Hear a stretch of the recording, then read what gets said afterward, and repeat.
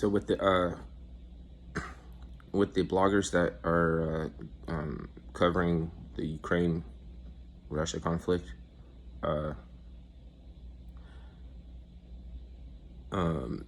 Ukraine has a right to defend himself with dignity.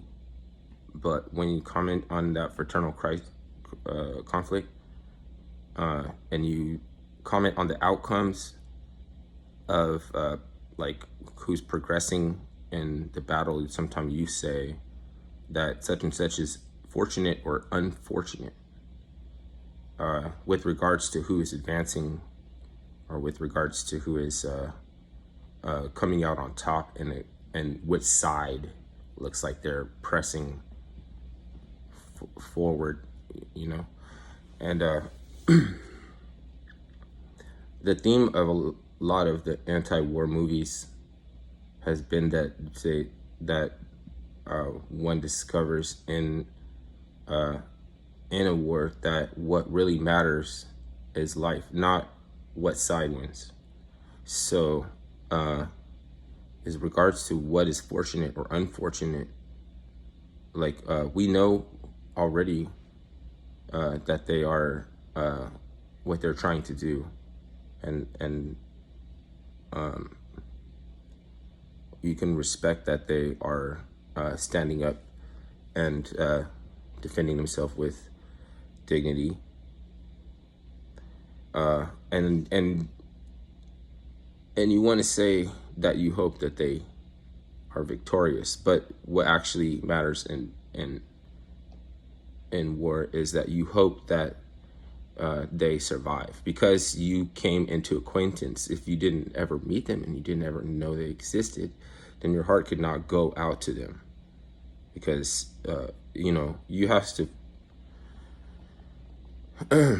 So you can always understand from the standpoint of the individual that is that has a stronger military behind them, urging them to charge the hill, than the feared outcome of what happens when they get on the other side, and when they get over the hill. So there's something that make them want to charge that hill, because there's a chance that they'll be killed. It has to be a worse chance that if you turn around and run back, then you'll be killed. And these are not elitist corporate, whether you want to call them oligarchy or industrial dynamos, because Ferguson started out as a restaurateur and a chef in the hospitality industry. Okay, so did it sound like I was demonizing chef cooks and fucking, because I'm a short order cook, you're a short order cook, the police are short order cooks, even a judge, even a lot of judges, they want to become bigger judges, like a prosecutor wants to become a judge, and they're not allowed to ask each other for help, because what did Hillary say is sausage making, how sausage is made, and we have this precedent. We don't have a principle. We don't have a universal principle that is the principle. We don't have a law. We have a precedent for laws, and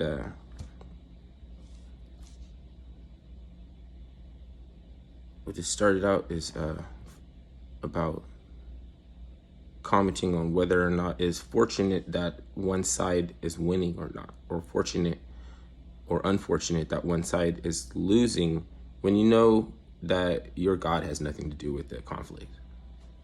You have a public and a private persona. You have a public and a private God. And because you can be for, let's say you can go to church, and then you can hop up there and talk about, I hope this and that, and they managed to defeat the other side. Because everybody's supposed to know that if you don't get down with my principles, then you will be also defeated morally and all that. That's what probably starts conflict like this, and advances them and escalates them. So if you could understand that the side that you're promoting is also up to this war profiteering, pushing those little guys over the hill. Okay, so it's not like a privy class of society that gets to know this. Okay, there are a such thing as power jockeys and war profiteering. Like, it's not in like mysticism and lore and fucking fairies and shit. It's just regular.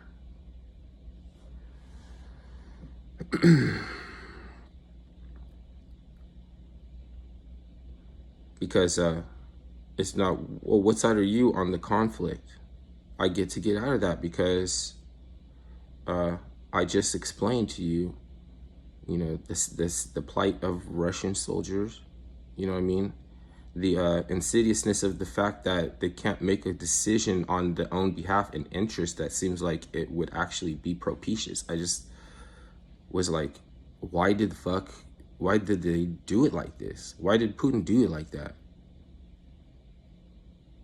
He already has areas down there that they have annexed. They might as well have just went and made those areas stronger and just chilled, and then I don't know if you want to let, because they're just two masses of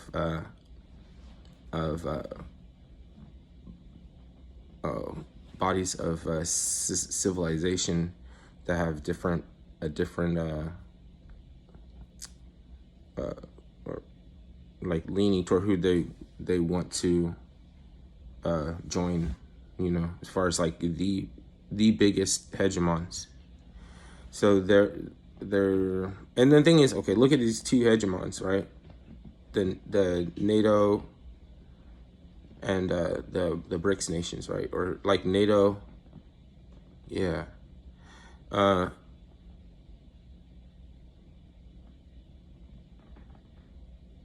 a trip. They got the. They're basically just like EBK with an informant. They're just like EBK, everybody killers from Stockton or something, that has somebody like a mole. Because I know that whole aristocracy is friends, and I know that they on some level are just like sparring off like cousins, just like in Ukraine they have a fraternal conflict. Theirs is the aristocracy is one of a schism and a push of the modality to reach gratification for the aristocracy. Then they couldn't everybody in the aristocracy reach gratification, so they have to do a controlled backburns, and sometimes they get burned playing with fire too. Sometimes they lose their grip or power on, and with technology too. That's another thing, because just by nature of what technology is, that it's going to be out of control. Man can't control technology. You know what I mean? It's technology. Like, what it is to man. What does it mean? What does it even mean? All right. I think I'm going to just wrap it up because now I'm starting to rabbit hole.